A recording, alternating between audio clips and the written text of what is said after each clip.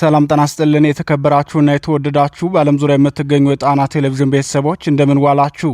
አክብሮታዊ ሰላምታችን በያላችሁበት ሁሉ ይድረሳችሁ እያልን የሐምሌ 2 ቀን 2018 ዓ.ም የጣና ቴሌቪዥን የምሽቱን ዜናችን ዋና ዋና ርዕሶቹን አስቀድመን እናስደምጣችኋለን። በጎጃምና በወለጋ የአማራ ፋኖ ብሔራዊ ንቅናቄ እዞች ተጋድሎ ማካሄዳቸውን አስታውቀዋል። የአጼ ቴዎድሮስ ዕዝ በጎጃም ጠቅላይ ግዛት በዳንግላ አካባቢ በተካሄደ ውጊያ አንድ ዲሽቃን መቆጣጠሩን ሲገልጽ የአንሻ ሰይድ ዕዝ በወለጋ ጠቅላይ ግዛት ታላቅ ጀብድ መፈጸሙን ያስታወቀበትን ዝርዝር ዘገባ በቀዳሚነት ይዘነዋል። በሌላ በኩል የህወሓት አመራሮች የዳግም ጦርነት ዝግጅትና በትግራይ ክልል እየተነሱ ያሉ ፖለቲካዊ አቋሞችን ተከትሎ ከመቀሌና ከአዲስ አበባ የሚሰጡ የፍጥጫ መግለጫዎችንና የክልሉን ወቅታዊ ሁኔታ የሚዳሰሰውን ዘገባ እናስደምጣችኋለን። ቀጣዮቹ 5 ዓመታት የፈተና ናቸው ሲል የኢትዮጵያ ሰብአዊ መብቶች ኮሚሽን ባወጣው ትንበያ ኢትዮጵያ በነባርና በአዳዲስ ተግዳሮቶች የምትፈተንበት ጊዜ መሆኑን ያመላከተበትን ሪፖርትና የዚህን ግምገማ የሚያቀርበው ትንታኔ እናስደምጣችኋለን። በተጨማሪም 4ኛ ዓመቱን በያዘው የሱዳን ጦርነት ዙሪያ እየተፈጠሩ ያሉ ቀጠናዊ እንቅስቃሴዎችን፣ ድሬዳዋን የሞሉ የዳጋሎ ወታደሮች የተባለውን ጉዳይና ከቀጠናው ደህንነት ጋር በተያያዘ የሚነሱ ጥያቄዎችን የሚዳስሰውን የትንታኔ ዘገባም ይዘነዋል። እነዚህንና ሌሎች ዜናዎችን ይዘናል። እስከ ፍጻሜው አብራችሁ እንድትቆዩ እየጋበዝን ወደ ዝርዝር ዜናዎቹ እናልፋለን።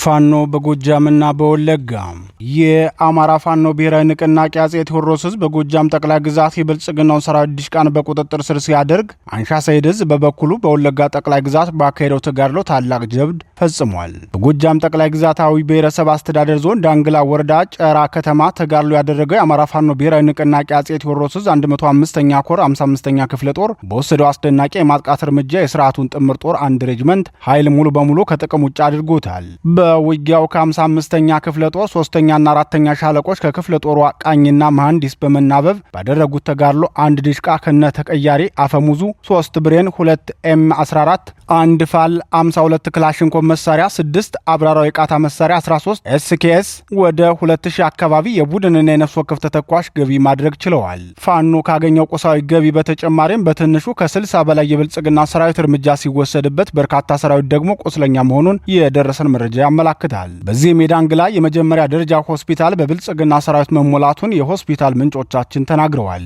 ይህ በእንዲህ እንዳለ የአማራ ፋኖ ብሔራዊ ንቅናቄ ወለጋ ቢዛሞ አንሻ ሰይድ ዕዝ በበኩሉ ወታደራዊ ተጋድሎ በተጨማሪም የብልጽግናውን ሰራዊት በማስኮብለል ስኬታማ ስራ መስራቱን የዙህ ህዝብ ግንኙነት መምሪያ ፋኖ መምህር ዳዊት አማረ ተናግረዋል። ግፍ የወለደን ግፈኞችን የምንቀጣ የአንሻ ሰይድ ወንድሞች ነን በሚለው መፈክሮ የሚታወቀው የአንሻ ሰይድ ዕዝ ሰራዊት ያለፉትን 2 ወራት በተከታታይ ያለ ረፍት ከባድ ተጋድሎ በማድረግ ከፍተኛ ጀብዱ ሲፈጽም መቆየቱ ይታወቃል። የብልጽግናውን ጄኔራልና 5 ኮሎኔሎችን ጨምሮ በርካታ ከፍተኛ ወታደራዊ መኮንኖችንና የሰራዊት አባላቱን ከጥቅም ውጭ በማድረግ የተጋድሎ አቅሙን ያስመሰከረው እዙ በሂደት ደግሞ የብልጽግናውን ሰራዊት ያለ ውጊያ የማፍረስ ተግባሩንም በስኬት እያከናወነው ይገኛል። የአማራ ፋኖ ብሔራዊ ንቅናቄ ወለጋ ቢዛሞ አንሻ ሰይድ ዕዝ ህዝብ ግንኙነት መምሪያ እንዳስታወቀው ጌጥ የግርማ መብረቅ ክፍለ ጦር በቅርቡ የሪፎርም ስራ ካከናወነ በኋላ በአገዛዙ ኃይሎች ላይ ትልልቅ ድሎችን እያስመዘገበ ይገኛል። ዛሬ ከጧቱ 1 ሰዓት መነሻውን በምስራቅ ወለጋ ዞን አንገር ጉተን በማድረግ በመንደር 2 በመንደር 3 እንዲሁም በሁሩ ጉሩ ዞን በቱልጋና አድርጎ ወደ መንደር 18 በ3 አቅጣጫ የገባውን የጠላት ኃይል አይበገሪዎቹ በአስደናቂ ተጋድሏቸው ከባድ ምት አሳርፈውበታል ብለዋል። የህዝብ ግንኙነት መምሪያ ኃላፊው ፋኖ መምህር ዳዊት አክሎም ጠላት በውጊያው 4 አባላቱ ወዲያውኑ እርምጃ ሲወሰድባቸው ቁጥራቸው በውል ያልተረጋገጠ ቁስለኞች ወደ አንገር ጉትን ከተማ ሆስፒታል በአምቡላንስና ባይሱዚ ሲያመላልሱ ውሏል።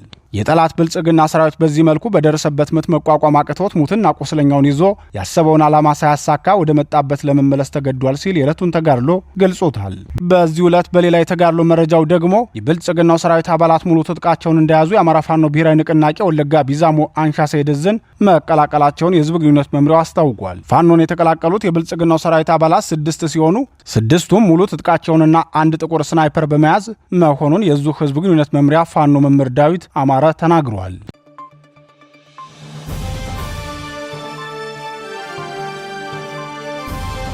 የህወሓት መሪዎች ተቃርኖና የክልሉ ሁኔታ ህወሓት ለዳግም ጦርነት ዝግጅቱን ማጠናቀቁን ተከትሎ ከመቀሌና ከአዲስ አበባ የሚሰጡ አስተያየቶች ተበራክተዋል። ሁለቱም ቀውስ ጠማቂ ኃይሎች ተዋጊዎቻቸውን እያዘጋጁና የግዳጅ ትዕዛዝ እንዲጠባበቅ ጦራቸውን ገዥ ወታደራዊ ቦታ ላይ አስቀምጠው አንዳቸው ሌላኛውን በጦረኝነት እየከሰሱ የራሳቸውን ሰላም ወዳድነት እየሰበኩ ነው።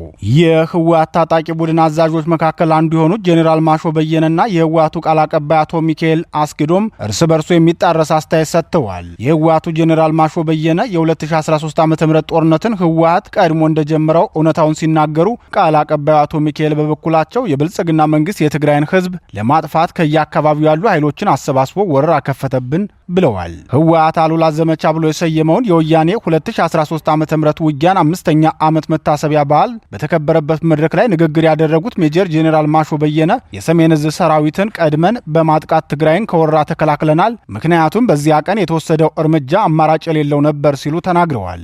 ጄኔራል ማሾ ሲቀጥሉም ያ መነሻና ገዳይ ሊሆን የነበረው የሰሜን ዕዝ የመከላከያ ሰራዊት አስቀድሞ ሳይቀድምህ ሳይሰለቅጥህ መምታት አማራጭ አልነበረውም። ይህ ኃይል በውስን ልዩ ኃይልና ሚሊሻ ነው የተመታው። ያንን እርምጃ በመውሰዳችንም በርካታ ከባድና ቀላል የጦር መሳሪያዎችን ለመታጠቅ ችለናል ሲሉ የሰሜን ዕዝ የተጠቃበትን መንገድ ተናግረዋል። ጦርነቱን ህወሓት አልጀመርኩትም ብሎ ደጋግሞ ቢናገርም ከጄኔራል ማሾ በየነ ቀደም ብሎ የቀድሞ የኢህአዴግ ጽህፈት ቤት ፕሮፓጋንዳ ክፍል ባልደረባ የነበሩትና በኋላም በድሮን ጥቃት ቆላ ተንቤን በረሃ ላይ የተገደሉት አቶ ሴኮ ቱሬ ጌታቸው ትግራይን ከከበባ ለመታደግ በማሰብ በተቀናጀ መልኩ በመላው ትግራይ ክልል የሚገኘውን የሰሜን ዕዝ ሰራዊት በ45 ደቂቃ ሙሉ በሙሉ ደምስሰን መሳሪያዎቹን ለትግራይ ህዝብ መጠበቂያ አውለናቸዋል ሲሉ መናገራቸው አይዘነጋም። የወቅቱ የህወሓት ቃል አቀባይ አቶ ሚካኤል ሰለሞን በበኩላቸው ጦርነቱን ብልጽግና እንደጀመረውና ለዚህም አስቀድሞ በየአካባቢው የነበሩ ኃይሎችን አሰባስቦ ትግራይን ወረራ ከፍቶባታል የሚል አስተያየት ሰጥተዋል። ሆኖም ይህ አስተያየት በደጋፊዎቻቸውና በራሱ በፓርቲው ዘንድም ሳይቀር ታማኒነታቸውን ያሳጣቸው ሆኗል። ከትናንት በስቲያ የብልጽግናው ሊቀመንበር በፓርላማ ቀርበው ባደረጉት ንግግር ላይ ፕሪቶሪያ የተደረገው ድርድር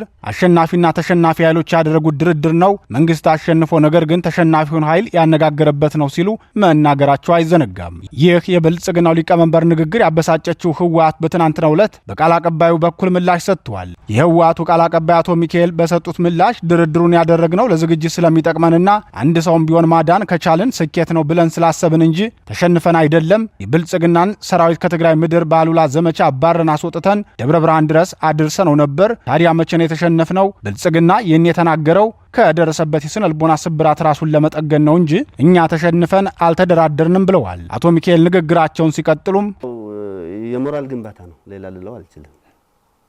በእርግጥ በጣም ብዙ ኃይል ያው በአካባቢ ያለው ኃይል አሰባስቦ የራሱን ክልል የራሱን ህዝብ ለመጨፍለቅ 2013 ወደ ትግራይ መጥቶ የሚችለውን ነገር ተፍጨርጭረዋል። የትግራይ ህዝብ ተደራጅቶ አንድነቱን አስጠብቆ ያው በ8 ወር ባልሞላ ጊዜ ከትግራይ ተጠራርጎ እንዲወጣ ተደርጓል። ተገድዶ ተጨፍልቆ የአሉላ ዘመቻ ያገኘውን ያየውን ያው ዓለም ያውቀዋል ማለት ነው። በ3 ወር በ4 ወር ጊዜ ደግሞ ያው የትግራይ ሰራዊት ደብረ ብርሃን እኮ ደርሰዋል። ምን የሚያስፎክር ነገር አለው? ያው ተዘጋጅቶ ሁለተኛ ደግሞ ዳግም የጽንተ ተወራራ አውጆ ደግሞ ገጥመናል። እስኪ በቃንም ተዋግተናል። እሱም የደረሰበት ደረጃ ያውቃል፣ እኛም የደረስንበት ደረጃ እናውቃለን። እሱም ተገድዶ እኛም ይጠቅመን ስለነበረ ለሰላም ያለንን ግንኙነትም የሚታወቅ ስለሆነ የሰላም ድርድር መጥቶ ተደራድረን የፕሪቶሪያ ስምምነት ተስማምተናል ማለት ነው። አሁን ያለበት ሁኔታ ባዶነት እየተሰማው ስለሆነ የሞራል ግንባታ ለሞራል ግንባታ ይጠቅመኛል ብሎ ተናገረው ሊሆን ይችላል። ዞሮ ዞሮ ድርድር ስትደራደር አንዱ የበላይ አንዱ የበታች ሆኖ አይደለም።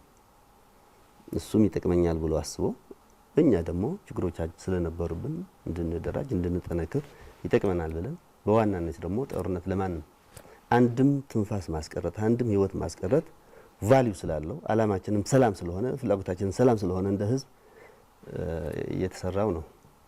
ከዚህ ውጭ ግን የሚረባ ሐሳብ ነው ብዬ ሰምቼዋለሁ። ግን ስስቅ ነበር ነው ራሱ ማለት ነው። ሆኖም ይህንን የአቶ ሚካኤል ንግግር የሚቃወሙት የስምረት ፓርቲ አመራርና የብልጽግናው ትምህርት ሚኒስትር ዴታ ፕሮፌሰር ክንዳያ የፕሪቶሪያውን ስምምነት ላለመቀበል የታገሉ ሰዎች ትግራይን እያመሷት ያሉት እነሱ ናቸው። ይህም አጠቃላይ የሆነ ጥፋት ነው የሚያመጣው። ህወሓት ጦርነት ቢጀመርም ቢራዘምም ጉዳዩ አይደለም። ምክንያቱም ከዚህ ሁኔታ አትራፊ ስለሆነ ከወጣቱ የሚጠበቀው ግን ይህ የከፋ ጉዳይ ማብቃት አለበት ብሎ ሊታገለው ይገባል ብለዋል። የፕሪቶሪያ ስምምነትን አስመልክቶ በህወሓት በኩል ተደራዳሪ የነበሩት አቶ ጌታቸው ረዳ ድርድሩ ቶሎ እንዲጠናቀቅና እንድንፈርም ግፊት ያደርግብኝ የነበረው ደብረጽዮን ነው፣ በተደጋጋሚ እየደወለ ቶሎ ፈርሙ እንጂ ሲለኝ ነበር በማለት አፍሪካን ሪፖርት ላይ ባቀረቡት የትንታኔ ጽሑፋቸው ማቅረባቸው አይዘነጋም።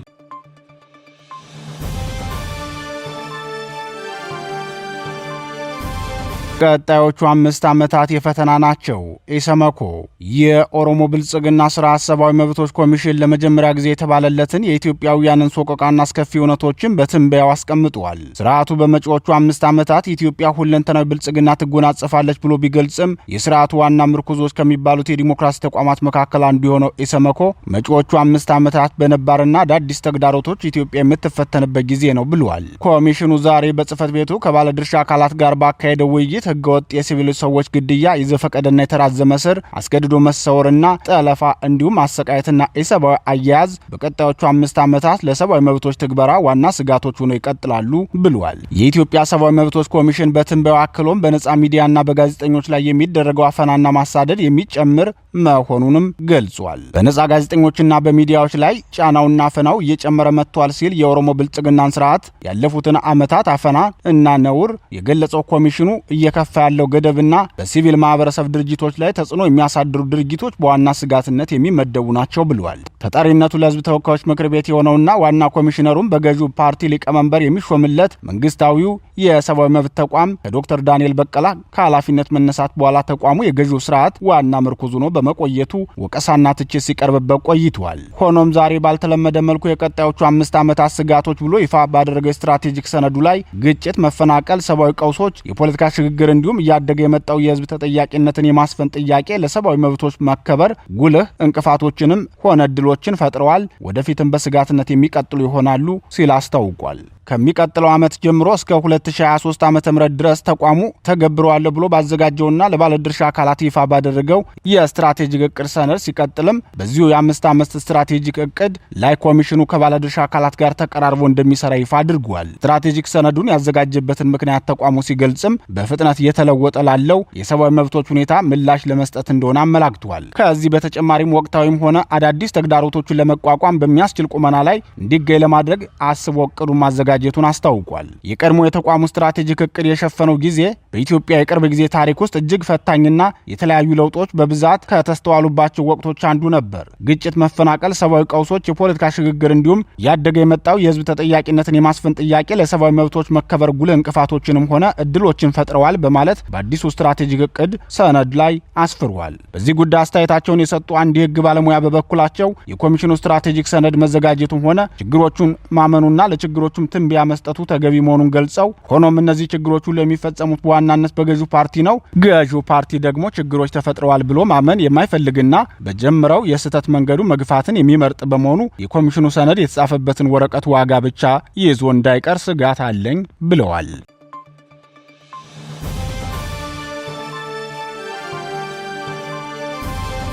ድሬዳዋን የሞሉት የዳጋሎ ወታደሮች አራተኛ ዓመቱን በያዘው የሱዳን ጦርነት አሸናፊና ተሸናፊ ሳይኖር ያለ ፖለቲካዊና ወታደራዊ ድል እየተካሄደ ቀጥሏል። ከአንደኛው የዓለም ጦርነትና አይሁዶች በሂትለር ከደረሰባቸው ጅምላ እልቂት በኋላ እጅግ አሰቃቂ ሰብአዊ ቀውስ የታየበት የሱዳኑ ጦርነት እንዲባባስ ሚና ካላቸው 20 ሀገራትና ኃይሎች መካከል የኦሮሞ ብልጽግና መንግስት አንዱ ሆኗል። የብልጽግናው ሊቀመንበር በተባበሩት አረብ ኤሚሬቶች አስተባባሪነት የጄኔራል ሐምዳን ዳጋሎን ጦር ደጋፊ ሆነው የቀረቡ ሲሆን በኢትዮጵያ ቤንሻንጉል ጉሙዝ ክልል ለዳጋሎ ሰራዊት የጦር ካምፕ መገንባታቸው ይታወቃል። ሆኖም ይህንን የጦር ካምፕ ግንባታና ጣልቃ ገብነት በተመለከተ የብልጽግናው ሊቀመንበር ሲያስተባብሉ ህወሓት በቤንሻንጉል ጉሙዝ ክልል በኩል ያጠቃኝ ሱዳን ገብቷል፣ እሱን ለመከላከል ለራሴ ህልውና የገነባውት ነው የሚል ምላሽ ይሰጣሉ። ይህ የብልጽግናው ሊቀመንበር ማስተባበያ ሙሉ ታማኒነት ባያገኝም ከፊል እውነታ እንዳለው ግን ተጨባጭ ማስረጃዎች ቀርበዋል። በኦሮሞ ብልጽግናው ስርዓት ለትግራይ ክልል አስተዳዳሪ ሆነው ተሹመው የነበሩትና በህወሓት መፈንቅለ መንግስት የተፈጸመባቸው ጄኔራል ታደሰ ወረደ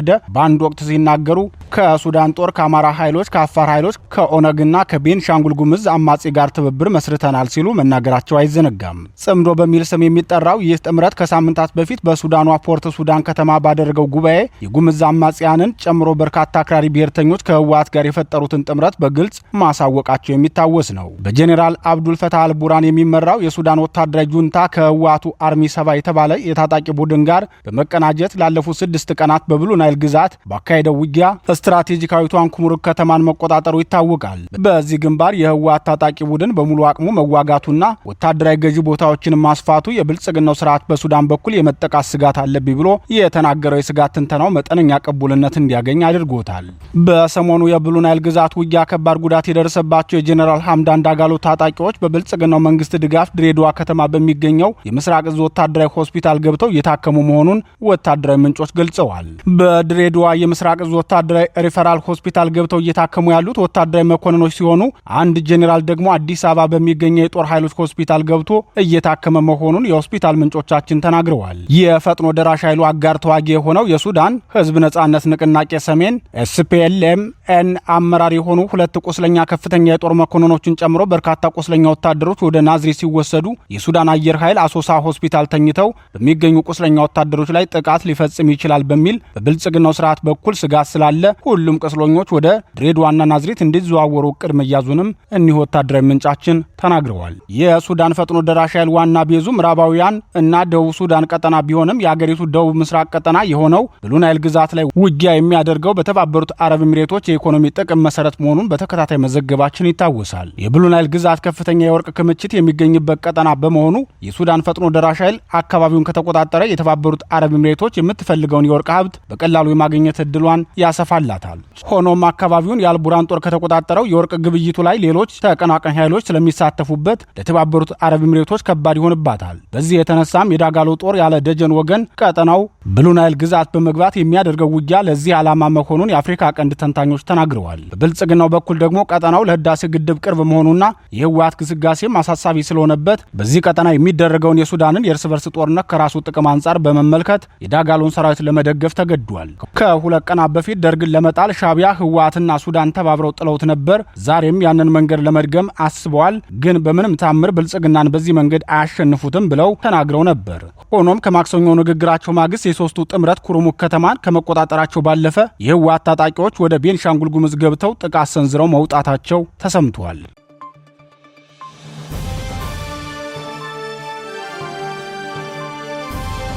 የተወደዳችሁና የተከበራችሁ የጣና ቴሌቪዥን አድማጭ ተመልካቾቻችን የምሽቱ ጣና ዜናችን የተከታተላችሁትን ይመስል ነበር። ምርጫችሁ ስለምታደርጉን ከልብ እናመሰግናለን። ጤና ይስጥልን።